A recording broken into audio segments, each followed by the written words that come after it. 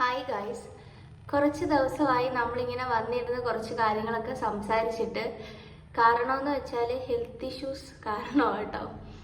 പക്ഷെ ഇപ്പോൾ ഈ കഴിഞ്ഞ ദിവസങ്ങളിൽ നടന്ന ഒരു കാര്യം എന്ന് പറഞ്ഞാൽ വളരെയധികം വിഷമം ഉണ്ടാക്കുന്ന രീതിയിലുള്ള ഒരു കാര്യമാണ്. നമ്മുടെ cent Dominic school, convent school, Sreekrishnapuram അല്ലേ, ശ്രീകൃഷ്ണപുരം എന്ന് പറയുന്ന സ്കൂളിൽ ആഷിർ നന്ദ എന്ന് പറയുന്ന 9ാം ക്ലാസ്സുകാരി ആത്മഹത്യ ചെയ്ത വിവരം. അപ്പം അതിനെക്കുറിച്ച് നമുക്ക് സംസാരിക്കണം എന്ന് എനിക്ക് തോന്നി. കാരണം ഈ ഒരു അവസ്ഥ എന്ന് പറയുന്നത് എനിക്ക് സ്കൂളിലൊന്നും ഇങ്ങനൊരു അവസ്ഥ ഞാൻ കണ്ടിട്ടോ കേട്ടിട്ടോ ഇല്ല. പക്ഷേ എൻ്റെ അറിവിൽ ഇങ്ങനൊരു ഇൻസിഡൻറ്റ് നമുക്കറിയാവുന്ന ഒരു കൊച്ചിന് സംഭവിച്ചിട്ടുണ്ടായിരുന്നു. അതും പോട്ടെ, ഇപ്പം ഞാൻ പഠിച്ച നഴ്സിംഗ് കോളേജിൽ ചെറിയ ഇതുപോലുള്ള ഇഷ്യൂസും കാര്യങ്ങളൊക്കെ വന്നിട്ടുണ്ടായിരുന്നു. അപ്പോൾ അന്ന് ഇത്രയൊക്കെ ബോധവും ബുദ്ധി ഉണ്ടായിരുന്നെങ്കിൽ എന്നേ പണിയൊക്കെ കൊടുത്തേനെ. പക്ഷേ ഇപ്പോഴാണ് ഇങ്ങനെ നമുക്ക് സോഷ്യൽ മീഡിയയിൽ കൂടെ ഇങ്ങനെ നമ്മൾക്ക് നേരിടുന്ന കാര്യങ്ങൾ നമുക്ക് തുറന്നടിച്ച് പറയാം എന്നുള്ളൊരു സംഭവങ്ങളൊക്കെ നമുക്ക് ഇപ്പോഴാണ് അതിനെക്കുറിച്ച് ബോധം വന്നത്. അപ്പോഴത്തേനും പഠിച്ചിറങ്ങിപ്പോയി. ഇപ്പം ഇനി അതിനെക്കുറിച്ച് പറഞ്ഞിട്ട് കാര്യമില്ല. എന്തായാലും എനിവേ നമുക്ക് നമ്മുടെ ടോപ്പിക്കിലേക്ക് വരാം. ആഷിർ നന്ദ എന്ന് പറയുന്ന 9ാം ക്ലാസ്സുകാരി ആത്മഹത്യ ചെയ്തു. കാരണം എന്ന് പറയുന്നത് 1 മാർക്ക് കുറഞ്ഞതിൻ്റെ പേരിലാണ് സ്കൂൾ മാനേജ്മെന്റ്, ടീച്ചേഴ്സ്, പ്രിൻസിപ്പള് എല്ലാവരും കൂടി കുട്ടിയെ വളരെയധികം മാനസികമായി ഹറാസ് ചെയ്തു, മാനസികമായി പീഡിപ്പിച്ചു. അപ്പം അത് ഒരു കുഞ്ഞിന് താങ്ങാവുന്നതിലും അപ്പുറമായിരുന്നു. ആ കുട്ടിക്ക് താങ്ങാവുന്നതിലും അപ്പുറമായതുകൊണ്ട് അത് ആത്മഹത്യ ചെയ്തു. അപ്പം അതിൻ്റെ അച്ഛൻ പറയുന്ന കുറച്ച് കാര്യങ്ങളുണ്ട്, നമുക്കത് കേട്ടിട്ട് ബാക്കി സംസാരിക്കാം. വീട്ടിൽ വന്നപ്പോൾ ഒരു അങ്ങനെ ഒരു ഡള്ളായി ഒരു ഇതിലുണ്ടായിരുന്നു അവള്. കുറച്ച് കഴിഞ്ഞ് ട്യൂഷൻ ഉണ്ട് ഇവക്ക്. ട്യൂഷൻ എന്ന് പറഞ്ഞു കഴിഞ്ഞാൽ തൊട്ട വീട്ടിലെ കുട്ടി തന്നെയാണ് വന്ന് ട്യൂഷൻ പറഞ്ഞു കൊടുക്കുന്നത്. അവള് വന്നപ്പോഴാണ് ഇവള് മുകളിൽ പോയി നോക്കുന്നത്. അപ്പം അതുവരെ അവളെ കഴിക്കലും കാര്യങ്ങളൊക്കെ കഴിഞ്ഞിട്ട് ഇരുന്ന് ട്യൂഷൻ്റെ സമയമായപ്പോൾ മോളിക്ക് പോയിരുന്നു. പിന്നെ ആ കുട്ടി കയറി വന്ന് നോക്കുമ്പോഴാണ് ഇങ്ങനെ കാണുന്നത്. എന്തോന്നറിയ, പട്ടാള ചിട്ടയോ ഇതൊക്കെ? എവിടെ ഈ കേരളത്തിലാണ് ഇങ്ങനെയുള്ള ഇതൊക്കെ മോഡിഫൈ ചെയ്യാൻ വേണ്ടി ഇവർക്ക് പ്രത്യേക ഗവൺമെന്റ് എന്തെങ്കിലും ഈ സ്കൂളുകാർക്ക് ഏൽപ്പിച്ചിട്ടുണ്ടോ? ഇങ്ങനെ കുഞ്ഞുങ്ങളെ ഇങ്ങനെ ചെയ്യണം, മാർക്ക് കുറഞ്ഞതിന്റെ പേരിൽ ഈ ഗ്രേഡിലോട്ട് മാറ്റണം, ഈ ക്ലാസ്സിലോട്ട് മാറ്റണം. അവിടെ എനിക്ക് തോന്നുന്നു A തൊട്ട് E വരെയുള്ള ഗ്രേഡുകളുണ്ട്. അപ്പോൾ ആ ഗ്രേഡിൽ മാർക്ക് കുറഞ്ഞ കുട്ടികളെ ഇങ്ങനെ ഏറ്റവും നല്ല ടോപ്പ് മാർക്കുള്ള ആളെ Aയിൽ, പിന്നെ കുറവുള്ളത് B, C, D, E, അങ്ങനെ. ഇതൊക്കെ എവിടുത്തെ നിയമമാണെന്ന് അറിയത്തില്ല. സത്യം പറഞ്ഞാൽ സ്റ്റേറ്റ് സ്കൂളുകളെയൊക്കെ നമ്മൾ പൂവിട്ട് പൂജിക്കണം എന്ന് പറയുന്ന അവസ്ഥയാണ് കേട്ടോ. അവിടെ ഇങ്ങനത്തെ പരിപാടികളൊന്നും ഇല്ലല്ലോ. എന്തായാലും ഇങ്ങനൊരു അവസ്ഥ ഒരു കുട്ടിയുടെ അച്ഛനും വരാതിരിക്കട്ടെ. കാരണം ആ മനുഷ്യൻ അത്രയ്ക്കും തകർന്നാണ് സംസാരിക്കുന്നത്. നമുക്കതിൻ്റെ അത് കേൾക്കാൻ പറ്റും. അത്രത്തോളം മനസ്സ് തകർന്നാണ് സംസാരിക്കുന്നത്. ഒരു 9ാം ക്ലാസ്സുകാരി ആത്മഹത്യ ചെയ്യണമെങ്കിൽ നമ്മളൊന്ന് ആലോചിച്ച് നോക്കേണ്ട ഒരു കാര്യം എന്ന് പറയുമ്പോൾ അതിന് അങ്ങനെ ഒരു പ്രേരണ, അത് അങ്ങനെ ചെയ്യണമെന്നുണ്ടെങ്കിൽ എത്രത്തോളം മാനസികമായി അത് വിഷമം അനുഭവിച്ചിട്ടുണ്ടായിരിക്കും അല്ലേ? എത്രത്തോളം വിഷമിച്ചിട്ടായിരിക്കും ആ കുഞ്ഞ് ജീവിതം അവസാനിപ്പിച്ചിട്ടുള്ളത് എന്ന് വെച്ചാൽ അതിന് ഒന്നും അറിയത്തില്ല. അതിന് ഈ ലോകത്തെക്കുറിച്ച് എന്തറിയാം? ഒന്നും അറിയത്തില്ല. ജസ്റ്റ് അത് സ്കൂളിൽ പോകുന്നു, പഠിക്കുന്നു, തിരിച്ചു വരുന്നു, കഴിക്കുന്നു, കളിക്കുന്നു. ഇതൊക്കെ തന്നെയാണ് അതിൻ്റെ ലൈഫ് എന്ന് പറയുന്നത്. ആ ലൈഫ് അവസാനിപ്പിക്കണം എന്നൊരു കുട്ടിക്ക് തോന്നുന്നുണ്ടെങ്കിൽ അതിൻ്റെ അർത്ഥം എന്ന് പറയുന്നത് അതിനെ അത്രത്തോളം മാനസികമായി ആ സ്കൂളുകാർ പീഡിപ്പിച്ചു എന്നുള്ളതായിരിക്കും. അത്രയായിരിക്കും. എന്തായാലും ഇതിന്റെ പുറകിലൊക്കെ അന്വേഷിച്ചു കഴിഞ്ഞാൽ ഒരുപാട് കുട്ടികൾ ഇത് ചെയ്തിട്ടുണ്ടായിരിക്കും. ഇതൊന്നും ഇവർ പുറത്ത് വിടാത്തതായിരിക്കാം. എന്ന് വെച്ചാൽ ഈ സ്കൂളുകാർ ഇതൊന്നും പുറത്തോട്ട് വിടുന്നില്ല എന്നുള്ളതാണ് സത്യം. എന്തായാലും അവിടെ നേരത്തെ പഠിപ്പിച്ച ഒരു ടീച്ചർ രംഗത്ത് വന്നിട്ടുണ്ട്. പുള്ളിക്കാരി പറയുന്ന ഒരു കാര്യം നമുക്കൊന്ന് കേൾക്കാം. പേര് സ്കൂളിലെ സംഗീത അധ്യാപികയായിരുന്നു അല്ലേ? സംഗീത അധ്യാപികയായിരുന്നു ഞാൻ അവിടെ. ടീച്ചറിന്റെ മകനും ഈ സ്കൂളിൽ തന്നെയാണ് പഠിച്ചത്? അതെ, എന്റെ മകനും അവിടെ തന്നെയാണ് പഠിച്ചിട്ടുണ്ടായിരുന്നത്. എന്താണ് നിങ്ങൾക്ക് സ്കൂൾ അധികൃതർക്കെതിരെയുള്ള പരാതി? എന്താണ് സ്കൂൾ അവർക്കെതിരെ പരാതി എന്ന് പറഞ്ഞു കഴിഞ്ഞാൽ പരാതി നമ്മളെ മാനസികമായിട്ട് നമുക്ക് ഒരുപാട് ടോർച്ചർ അവിടെ ഉണ്ടായിട്ടുണ്ട്. അധ്യാപകർക്കും ഉണ്ടായിട്ടുണ്ട്. കാരണം നമുക്ക് അവിടെ ഒരു വോയിസ് ഇല്ല പറയാൻ. നമ്മൾ എന്തെങ്കിലും പറഞ്ഞു കഴിഞ്ഞാൽ അവിടെ അവരുടെ റൂഡായിട്ടുള്ള അല്ലെങ്കിൽ അറോഗൻ്റ് ആയിട്ടുള്ള വാക്കുകൾ കൊണ്ട് അവരുടെ നമ്മളെ സ്റ്റോപ്പ് ചെയ്യുകയാണ് ചെയ്യാറ്. ടീച്ചറുടെ മകനും അവിടെ പഠിച്ചു. അവിടെ പഠിച്ചിരുന്നത്. മകനും ഇത്തരത്തിൽ ബുദ്ധിമുട്ടുണ്ടായിരുന്നതാണോ? ടീച്ചർ ഓൺലൈനിൽ പറഞ്ഞിരുന്നു ഇത്തരത്തിലൊരു ബുദ്ധിമുട്ട് ടീച്ചറുടെ മകനും ഉണ്ടായിരുന്നു. അതെന്താണ് ശരിക്കും സംഭവിച്ചത്? അവനും ഈ പറഞ്ഞ പോലെ മരിച്ച കുട്ടിയുടെ അതേ ക്ലാസ്മേറ്റ് ആണ്. അപ്പോൾ ഈ പറഞ്ഞ പോലെ 8ാം ക്ലാസ്സിൽ നിന്ന് 9ാം ക്ലാസ്സിലേക്ക് പാസ് ഔട്ട് ആയപ്പോൾ മാർക്ക് കുറവാണെന്നും പറഞ്ഞ് ആദ്യം 9th D-യിലായിരുന്നു കുട്ടി. പിന്നെ അത് കഴിഞ്ഞ് അവരുടെ ആദ്യത്തെ ഒരു എക്സാം കഴിഞ്ഞപ്പോൾ മോന് മാർക്ക് കുറയുകയും ചെയ്തു. അപ്പോൾ അവർ നോട്ടീസ് ബോർഡിൽ കുട്ടിയുടെ പേര് എഴുതി, കുറച്ച് കുട്ടികളുടെ പേരും എഴുതിയിരുന്നു. അത് വല്ലാത്തൊരു മാനസിക പ്രശ്നം നമുക്ക് ഉണ്ടാക്കിയിട്ടുണ്ട്. അപ്പോൾ കുട്ടി ഇവിടെ വന്നിട്ട് 9th E-യിലേക്ക് ഷിഫ്റ്റ് ചെയ്യണം പറഞ്ഞു കുട്ടീനെ. അപ്പോൾ പാരൻസ് വന്നിട്ട് വേണം അത് സംസാരിക്കാൻ പറഞ്ഞു. അപ്രകാരം കുട്ടിയെ 9th E-യിലേക്ക് മാറ്റി. 9th E-യിലേക്ക് മാറ്റിയപ്പോൾ കുട്ടി ഇവിടെ വന്ന് ഭയങ്കര കരച്ചിലായി. മാനസികമായിട്ട് കുട്ടിക്ക് ഭയങ്കര പ്രശ്നങ്ങൾ. അതിൻ്റെ ഫ്രണ്ട്സ് എല്ലാം മാറി, അമ്മ എനിക്ക് അവിടുന്ന് കാരണം മോൻ ഭയങ്കര ഇൻട്രോവേർട്ടാണ്. അപ്പോൾ ഒന്ന് അവിടെ സെറ്റായി വരണേ ഉണ്ടായിരുന്നല്ലോ. അപ്പോഴാണ് ടീച്ചറെ അത് നമ്മുടെ സെക്ഷൻ ഹെഡിനോടൊന്ന് പറയണമല്ലാതെ എനിക്കൊന്നും ചെയ്യാൻ പറ്റില്ല പറഞ്ഞു. അങ്ങനെ എനിക്ക് സെക്ഷൻ ഹെഡിനോട് സംസാരിക്കാൻ എനിക്കും പറ്റിയ മാനസികാവസ്ഥയായിരുന്നില്ല. അപ്പോൾ ഞാൻ വിചാരിച്ചു വേണ്ട, മോനെ അവിടെ നിന്ന് മാറ്റുകയാണ് ഏറ്റവും നല്ലത്. കാരണം നമ്മുടെ കുട്ടികളാണല്ലോ നമുക്ക് ഏറ്റവും വലുത്. അപ്പോൾ അങ്ങനെ മാറ്റുക ഉണ്ടായത്. അധ്യാപകർക്ക് ഏത് രീതിയിലുള്ള ബുദ്ധിമുട്ടാണ് ശരിക്കും അനുഭവിച്ചിരുന്നത്? അധ്യാപകർക്ക് പ്രത്യേകിച്ച് പറയുകയാണെങ്കിൽ അവിടെ നമുക്കൊരു വോയിസ് ഇല്ല. നമ്മളെന്തെങ്കിലും പറയാൻ ചെന്നാൽ തന്നെ നമ്മളെ അടിച്ചമർത്തുക ചെയ്യുക. പിന്നെ നമ്മളൊരു ടാർഗറ്റിങ് ആവുകയാണ് അവിടെ. നമ്മളെ ഒറ്റപ്പെടുത്തും അവിടെ. കാരണം അവിടെ ഒരു കൂട്ടം ഒരുപാട് കുറച്ച് ടീച്ചേഴ്സ് ഉണ്ട്, സീനിയർ ടീച്ചേഴ്സ് ഉണ്ട്. അവർ പറയുന്നതാണ് അവിടെ അവസാന വാക്യം. അപ്പോൾ ബാക്കിയുള്ള പുതിയ ടീച്ചേഴ്സിനൊന്നും അവിടെ ഒന്നും പറയാൻ, ശബ്ദമുയർത്താനുള്ള ഒരു ധൈര്യം അവിടെ ഉണ്ടാവില്ല. കാരണം അങ്ങനെ നമ്മളടുത്ത് അറോഗൻ്റായിട്ടാവും ബിഹേവ് ചെയ്യുക. അത് കാണുമ്പോൾ ബാക്കിയുള്ളവർക്കും പേടിയാവും. ഇപ്പോൾ നിങ്ങൾക്ക് ഈ ദുരനുഭവം ഉണ്ടായെന്ന് പറയുന്നു ഒരു അധ്യാപിക എന്ന രീതിയിൽ. നിങ്ങൾക്ക് ഇത്തരത്തിൽ അനുഭവം ഉണ്ടായിട്ടുള്ള ടീച്ചർമാർ തന്നെയാണോ ഇന്നലെ പുറത്താക്കിയവരിൽ അവരുണ്ടോ? അവരിൽ ഉണ്ട്, തീർച്ചയായിട്ടും. അങ്ങനെ പേര് പറയാൻ ഇപ്പൊ തൽക്കാലം ഉദ്ദേശിക്കണില്ല. അവരുണ്ട് ആ കൂട്ടത്തിലുണ്ട്. വല്ലാതെ മാനസികമായിട്ട് കുട്ടികളുടെ മുമ്പിൽ വെച്ച് നമ്മളെ മാനസികമായിട്ട് ഇൻസൾട്ട് ചെയ്യുക. ഞാനും ഒരുപാട് സ്കൂളിൽ വർക്ക് ചെയ്ത എക്സ്പീരിയൻസ് നമുക്കും ഉണ്ട്. പക്ഷേ നമ്മളെ പഠിപ്പിക്കാൻ വരുന്ന രീതികൾ, അവർ പറയുന്ന റൂട്ടിൽ നമ്മൾ ചലിക്കണം. അവർ കൊടുക്കുന്ന നോട്ട്സ് മാത്രമേ നമ്മൾ കൊടുക്കാൻ പാടുള്ളൂ. അവർ പറയുന്നത് പോലെ നമ്മൾ നടക്കാൻ പാടുള്ളൂ. അങ്ങനെയൊക്കെയുള്ള ഒരുപാട് കൺസെപ്റ്റ്സ് അവർ നമ്മുടെ മേലെ അടിച്ചേൽപ്പിച്ചിരുന്നു. അത് ഫോളോ ചെയ്തിട്ടില്ലെങ്കിൽ അത് പോയി സിസ്റ്റർ അടുത്ത് റിപ്പോർട്ട് ചെയ്യുകയും ചെയ്യും. അവിടെയുള്ള വേറെ സിസ്റ്റേഴ്സിനെ നമ്മുടെ ക്ലാസ്സിലേക്ക് അയക്കുകയും ചെയ്യും. പിന്നെ നമ്മുടെ ക്ലാസ്സിൽ ബഹളമാണ് പറയുക.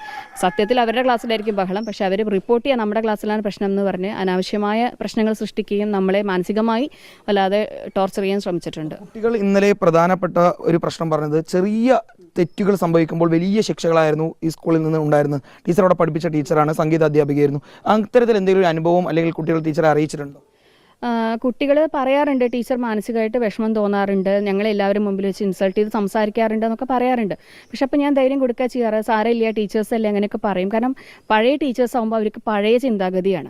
ഇപ്പോഴത്തെ ടീച്ചേഴ്സ് എന്ന് പറയുമ്പോൾ അവർക്ക് കുറച്ചുകൂടി ഫോർവേഡ് തിങ്കിങ് ആണ്. നമ്മുടെ കുട്ടികളുടെ മനസ്സ് മനസ്സിലാക്കാൻ നമുക്ക് സാധിക്കും. പണ്ടെന്ന് പറഞ്ഞാൽ നമ്മളും ആ ഒരു ജനറേഷനിൽ വളർന്നതാണ്. നമുക്കറിയാം ചീത്ത പറയുന്നത് ഇങ്ങനെയാണെന്ന് മനസ്സിലാക്കാനുള്ള. അപ്പം ഇന്നത്തെ കുട്ടികൾക്ക് അങ്ങനെയല്ല. അവർക്ക് എല്ലാവരും അച്ഛനും അമ്മയും എന്താ വേണ്ട വെച്ചാൽ കൊടുക്കും. അവർക്കെല്ലാം സോഷ്യൽ മീഡിയയിലെല്ലാം അവൈലബിൾ ആണ്, എന്ത് കാണാനും പറ്റും. അപ്പോൾ അവർക്ക് ഇതൊന്നും സഹിക്കേണ്ട ഒരു ഇത് സാധിക്കില്ല. ഇപ്പോൾ കൊറോണ വന്നതോടുകൂടി കുട്ടികൾക്ക് തീരെയും അത് അഡ്ജസ്റ്റ് ചെയ്യാൻ പറ്റാത്തൊരവസ്ഥയാണ്. അപ്പോൾ ഇതൊക്കെ പറയുമ്പോൾ കുട്ടികൾക്ക് ഭയങ്കര മെൻ്റലി അവർ ഡിപ്രസ്ഡ് ആണ്. ആ ടീച്ചർ പറയുന്നത് ടീച്ചറിൻ്റെ തന്നെ സ്വന്തം മകൻ്റെ കാര്യമാണ് പറയുന്നത് കേട്ടോ. മകൻ ഒരു ഇൻട്രോവേർട്ട് ആയിരുന്നു. ശരിക്കും ഗൈസ് ഞാൻ ഒരു കാര്യം പറയട്ടെ, നമ്മുടെ ഒരു അഡോളസെൻ്റ് ഏജ് എന്ന് പറയുമ്പോൾ എപ്പോഴും കുട്ടികൾക്ക് ഭയങ്കരമായിട്ട് ഷെയിം, എന്തൊരു കാര്യം ചെയ്യുമ്പോഴും നാണക്കേട് എന്നൊരു സംഭവം എപ്പോഴും അവരുടെ മൈൻഡിൽ കാണും.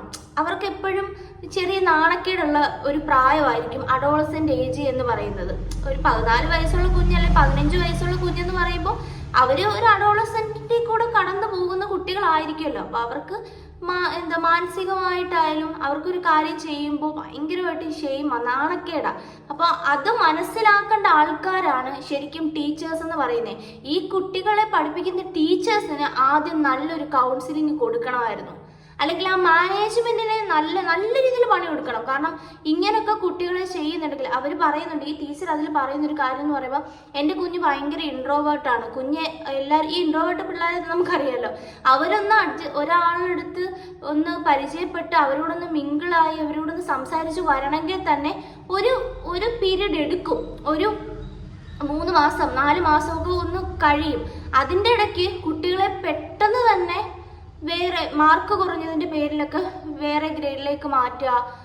ആൺകുട്ടികളെയും പെൺകുട്ടികളെയും ഇപ്പം അവരുടെ ആ ഒരു ഏജ് എന്ന് പറയുന്നത് അതെങ്കിലും മനസ്സിലാക്കിക്കൊണ്ട് ഇവർ പ്രവർത്തിക്കണമായിരുന്നു. അവർ ആ ഒരു ഏജിനെ മുൻനിർത്തിയെങ്കിൽ ഇവർ പ്രവർത്തിക്കണമായിരുന്നു. പക്ഷെ അതൊന്നും ചെയ്യാതെ ആ ഒരു കുഞ്ഞിനെ കൊന്നു കളഞ്ഞു. ശരിക്കും ഞാൻ പറയുന്നൊരു കാര്യം എന്ന് പറയുമ്പോൾ ആ ഒരു കുട്ടിയെ ആ ഒരു സ്കൂളുകാർ കൊന്നു എന്നേ ഞാൻ പറയത്തുള്ളൂ. കാരണം അല്ലെങ്കിൽ എന്താ നടക്കുന്നേ?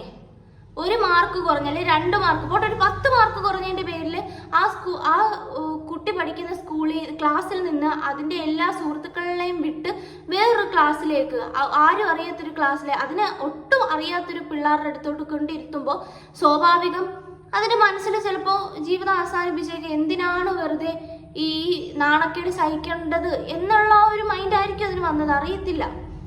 എന്തായാലും സ്കൂളുകാർക്കെതിരെ നല്ലൊരു പണി കൊടുക്കണം, അല്ലെങ്കിൽ അങ്ങനെ കിട്ടണം എന്നാണ് ഞാൻ ആഗ്രഹിക്കുന്ന ഒരു ഘടകം. ഇതുപോലെ തന്നെ ഈ സ്കൂളിലെ പിള്ളേർ പ്രതികരിക്കുന്ന കുറച്ച് വീഡിയോസ് ഉണ്ട്, അതും കൂടെ നമുക്ക് കേൾക്കാം. അപ്പോൾ ആ സ്കൂളിലെ എന്താണ് കുട്ടികൾ പ്രതികരിക്കുന്നുണ്ടെങ്കിൽ ആ കൊച്ചു കുഞ്ഞുങ്ങൾ ആ സ്കൂളിനെതിരെ കോളേജിലെ പിള്ളേർ പ്രതികരിക്കുന്ന നമ്മൾ കണ്ടിട്ടുണ്ട് അല്ലേ? എന്തെങ്കിലും ഒരു വിഷയം കോളേജിൽ വന്നാൽ കോളേജിലെ കുട്ടികൾ ഇറങ്ങി പ്രതികരിക്കാറുണ്ട്. പക്ഷെ ഒരു സ്കൂളിലെ ഒരു 10ാം ക്ലാസ്സിന് താഴെയുള്ള 1 തൊട്ട് അല്ലെങ്കിൽ 5 തൊട്ട് 10 വരെ ക്ലാസ്സിലുള്ള കുട്ടികൾ പ്രതികരിക്കുന്നത് വളരെയധികം കുറവാണ് നമ്മൾ കണ്ടിട്ടുള്ളത്. പക്ഷെ ഇതില് കുറച്ച് കുട്ടികൾ പ്രതികരിക്കുന്നുണ്ട്. നമുക്ക് അതും കൂടെ ഒന്ന് നോക്കാം. ഈ സ്കൂളിലെ വിദ്യാർത്ഥികളുടെ പ്രതിഷേധമാണ് നമ്മൾ കാണുന്നത്. വലിയ തോതിൽ സ്കൂളിലെ വിദ്യാർത്ഥികൾ പ്രതിഷേധവുമായി രംഗത്ത് വരുന്നു. ഈ ആശ്രമം എന്ന വിദ്യാർത്ഥിനി ഈ സ്കൂളിൽ പഠിക്കാൻ അത്യാവശ്യം കുഴപ്പമില്ലാത്ത കുട്ടിയായിരുന്നു, ഒരു ശരാശരി നിലവാരത്തിൽ പഠിക്കുന്ന കുട്ടിയായിരുന്നു. ഈ കുട്ടിയെ വലിയ തോതിൽ ഈ കുട്ടിയോട് മോശമായ രീതിയിൽ പെരുമാറുകയും ഏതാണ്ട് 1.5 മാർക്ക് കുറഞ്ഞു എന്ന പേരിൽ രക്ഷിതാക്കളെ അടക്കം വിളിച്ചു വരുത്തി നിർബന്ധപൂർവ്വം ഈ കുട്ടിയെ കൊണ്ട് തന്നെ ഒരു പേപ്പറിൽ എഴുതി ഒപ്പിടിച്ചു എന്നാണ് പറയുന്നത്. 8ാം ക്ലാസ്സിലേക്ക് മടങ്ങാൻ തയ്യാറാണ് എന്ന്.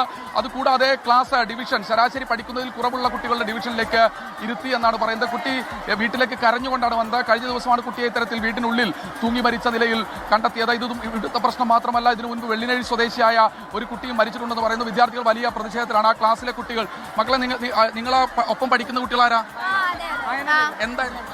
അത് ഷഫിൾ ചെയ്ത കാരണമാണ് മാറാൻ ഇതായത്. അവളങ്ങനെ വിഷമിക്കുകയൊക്കെ ചെയ്തിരുന്നു വെച്ചിട്ടുണ്ടെങ്കിൽ ഓരോ ഗ്രേഡ് അനുസരിച്ച് ഈ ക്ലാസ്സിലാക്കി അവള് മാർക്ക് നല്ല കുറഞ്ഞേന്. അപ്പൊ ഗേൾസ് 5 പേരെ ഉണ്ടായിരുന്നുള്ളൂ, ബാക്കി മൊത്തം ബോയ്സ് ആയിരുന്നു. അപ്പൊ ആ 5 പേരിൽ അവള് ഒരാള്, പിന്നെ ബാക്കിയുള്ള പെൺകുട്ടികൾ അവൾക്ക് അറിയില്ലായിരുന്നു. അപ്പൊ ആ ഒരു വിഷമത്തിലും അങ്ങനെയൊക്കെയാണ് ഉണ്ടായത്. ക്ലാസ് മാറ്റി അല്ലേ? ആ ടീച്ചർ ചവിട്ടി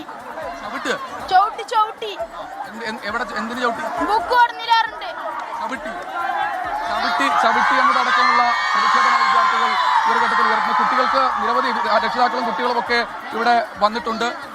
കുട്ടികളുടെ പ്രതികരണം വരെ ഇതാണ് കേട്ടോ. അപ്പൊ അവര് ചവിട്ടി എന്നൊക്കെയാ പറയുന്നത്. ടീച്ചേഴ്സ് മാർക്ക് കുറഞ്ഞതിന്റെ പേര് ചവിട്ടിയെന്ന്. ഇതെന്ത് നിയമമാണ്? ഇതൊക്കെയാണോ? ഇപ്പൊ കുട്ടികളെ ചൂരിലുകൊണ്ട് പോലും അടിക്കരുത് എന്ന് പറഞ്ഞാണ് ഗവൺമെന്റ് ഓരോന്നൊക്കെ ഇറക്കിയേക്കുന്നത്.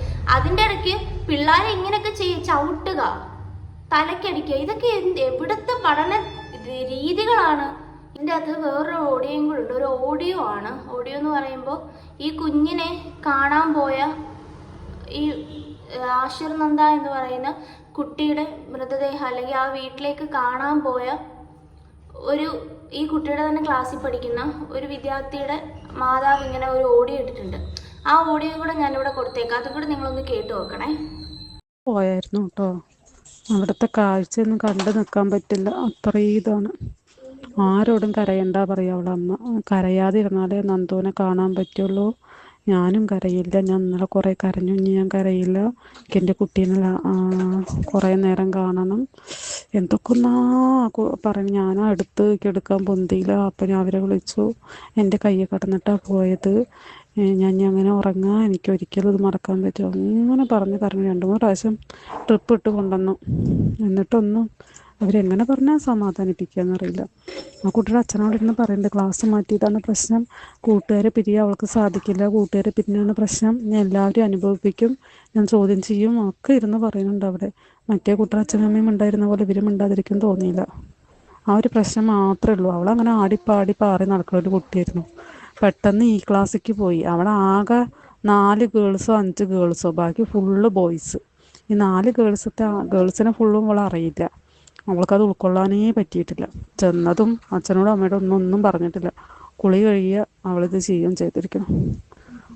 അവിടെ പോയി കണ്ടാൽ നമുക്ക് പിന്നെ ഉറക്കം വരില്ല. എന്താ ചെയ്യുക? ഞാൻ ചെന്ന എന്തായാലും നമുക്ക് നമ്മുടെ ചർച്ചയും കാര്യങ്ങളും ഇവിടെയൊക്കെ വെച്ച് നിർത്താം. എന്തായാലും നിങ്ങളുടെ അഭിപ്രായങ്ങൾ കമൻറ്റ് ചെയ്യാം.